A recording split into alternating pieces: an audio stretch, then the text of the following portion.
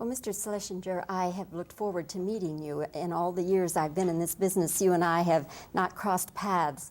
But I must tell you that you are the director of some of my favorite films. Thank you. Midnight Cowboy and Marathon Man, I have to mention that one. And I congratulate you on this picture. Thank you. Excellent picture. Thank you. I wonder, though, any time one takes on a film, there are certain concerns that the director has. And this, of course, being based on real people, I wonder, was that your major concern, to bring off this story that, you know, that real people have lived?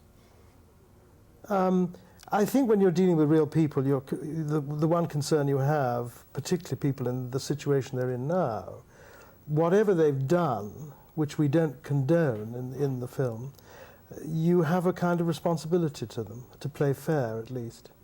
And so, you know, perhaps you're more concerned with accuracy and how something could have happened. At the same time, you're dealing with a film, so you've got to feel free to condense time and amalgamate characters and, you know, take some liberties. But it isn't quite the same as starting from scratch or with a totally fictionalized piece where you can invent exactly what you want to suit yourselves. Are there any major differences between Lindsay's book and the film?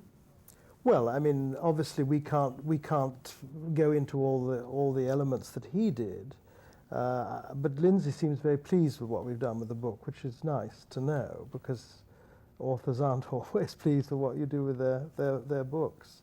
But he's obviously pleased and thinks we've done a good job, so I'm naturally very flattered by that. Did you personally, sir, talk with the families and with the boys?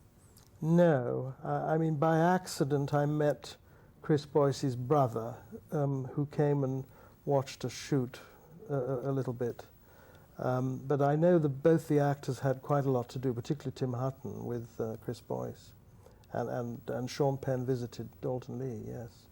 Did you just particularly not want to contact with them? I felt that their contact was enough and that I wanted to remain objective to, in a sense, do what I felt was necessary to make a movie. I mean, one cannot be slavish to facts, though, as I've said, one's got to play fair. But the story interested me so tremendously, and the characters are interesting for all sorts of reasons. You know, in a sense, one was treating it as if it was fresh and had just happened. Also, I think if one meets them now, in hindsight, their attitudes will have altered. So this was a film about what was happening to them when they were early 20s. I mean, Chris Boyce is now 31, and what he says on 60 Minutes may reflect one kind of rather hardened set of attitudes, which are still interesting and valid, and we've used some of it in the film, actually, but played a slightly different way. Not played, I mean, the question, do you think, don't you think that you've harmed or thrown into jeopardy every man, woman and child in this country, was one of the questions asked him in 60 Minutes, and his reply was very tough. We're all in jeopardy. Now, at the time that he was being interviewed by the FBI, exhausted and kind of knowing that he'd been caught and not knowing quite at that time what the consequences were going to be, it was necessary to play that line in a different kind of way, as if he was suddenly thinking of it and not had years from a prison cell to contemplate the idea. So there are changes in attitude, of course, that one has to take into consideration when you're basing something on fact. Is it possible that you will do a sequel, because there's so much more to the story that obviously can't be dealt with in one film? I don't think I will. I mean, The Escape was interesting. I haven't read the book, actually. I've got 2 copies of it, but I never read it. But it's an escape story. I think there's so many interesting things in the first part of the story leading up to their arrest. I mean, it's about so many elements of life. I mean, I'm interested in it as a human story rather than as a statement of politics, you know, a political statement, which it also contains, obviously. But it's the human element that has always interested me in people that are, in a sense, pushed to the fringe, which has been a running theme, I think, through many of my films. How do you think the CIA will react to this? Oh, I should think they'll say they don't know half of it. I would have thought. I mean, the CIA, I don't know. There's so much mud slung at them, and at the same time, one doubts that we know all the ramifications of what governments, secret agencies get up to, and I don't mean just the American government, all over the world. So you're really not concerned about what they think? Oh, I'm not in the least concerned what they think, no.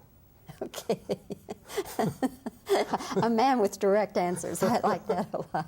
Mr. Schlesinger, I'm very happy finally to have had a chance to meet you and tell you personally how much I have admired your work through the years. Thank you. And good luck with the Falcon and the Snowman. Thank you very much. Thank you, sir, very Thank much. And you're cutting me like about here. Don't make it too tight. Just about where your hands are now. Yeah, is that that ought to be okay. And light is all right, no shadows? Okay, all right. Stand by. He's laughing. What were your major concerns about doing this story based on real people?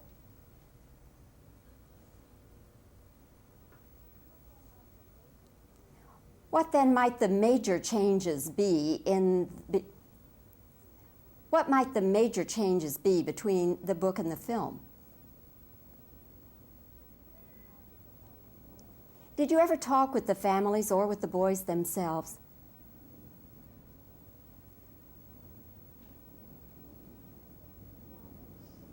What do you think the CIA will think about this?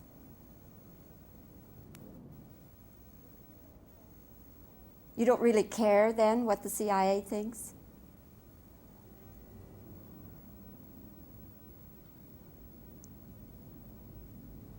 Okay, now let me just give you reactions.